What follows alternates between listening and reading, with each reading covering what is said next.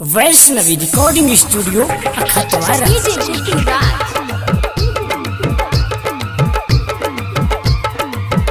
Mix by Roshan Pandey. अब की होली में चोली रंगा गे छोरी ढोरी रंगा। अब की होली में चोली रंगा गे छोरी ढोरी रंगा। कहबी तो ललका रंग लगाई देबो, संग संग चोली भी जाई देबो। कहबी तो ललका रंग लगाई देबो, संग संग चोली भी जाई देबो। अब की होली में चोली रंगा गे छोरी ढोरी रंगा। अब की होली में चोली रंगा गे छोरी ढोरी रंगा।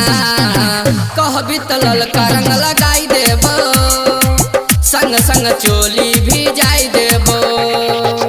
कहबी तो ललका रंग लगाई देबो, संग संग चोली भी जाई देबो। कहबी तो रंगवा लगाई देबो, लगाई देबो। संग संग चोली भी जाई देबो। Mix by Roshan Pandey.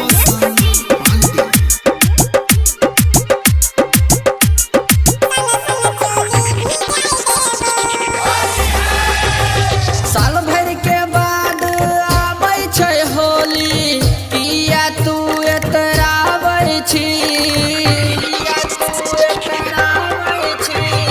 साल भर के बाद आबै छै होली, किया तू एतराबै छी?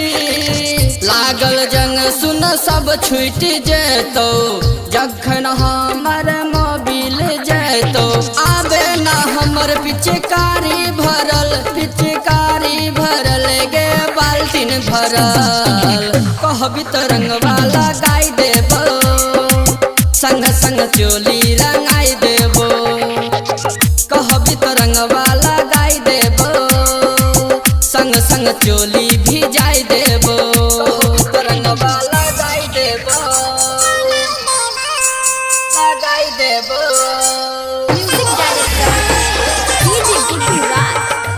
संग संग चोली भी जाई देबो।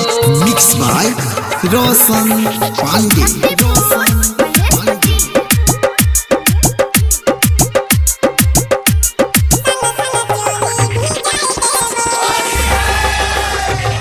राजू गुप्ता किया करै छौ माना, रंग तो तोहर खजाना, रंग तो तोहर खजाना।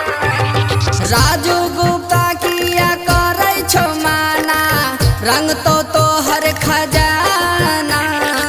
बाजे छै डीजे नाच गे गोरी, संतोष पांडो हिलैतौ गे छोरी। मुन्ना सतिया संग कमर